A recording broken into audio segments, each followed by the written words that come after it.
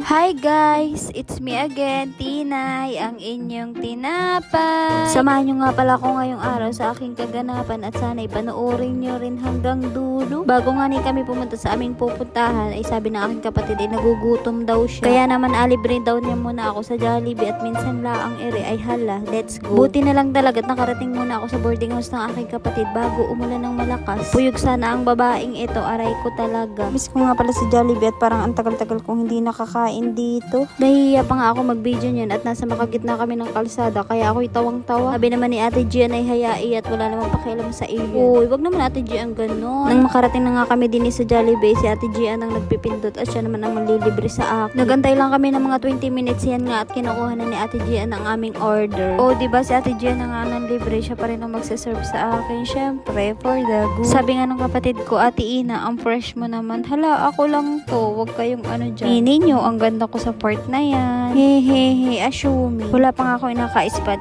problema kaya maging fresh man lang tayo kahit minsan. Katinapay, kain po tayo. Guys, i-share ko lang. Pagbayan man lagi kami magkasama ni Gian ay napagkamalang kami ng mga tao kung kambal daw kami. Minsan inabiro ko yung nagatanong, opo, kambal po kami niyan. Tapos minsan inasabi kong hindi po kami kambal niyan. O syempre, tatanungin nila, sino panganay sa inyong dalawa? Sabi ko naman ay hulaan nyo po kung sino sa amin. Tapos ang hula nga pala nila lagi ay si Gian daw ang panganay sa aming dalawa. Sorry, hindi naman ako ang nanghuhula, sila. Hehehe. Pero wag kayong ano dyan, yan ang paborito ko sa aming magkakapatid. Mag-aaway man kami niyan pero maya ay bati na rin kami. Pre, ganun talaga magkapatid. Hindi pwedeng mag-aaway ka na panghabang buhay. Ang OA naman. Pero totoo yun, kapatid mo lang talaga ang magiging kakampi mo habang buhay. Kahit siguro kayo, may paborito din kayong kapatid. Hindi lang ako, hindi lang ikaw, hindi lang sila. Ano daw? Basta nakain-kain nga pala ako ng price dyan ay hindi ko na malayan. Nubo muna ng kapatid ko sa bunganga niya, tapos isinubo sa akin. Tapos na-feel ko nga ni na parang ang lambot na nung price. Ang sweet naman na may kasamang kabuangan. Yak!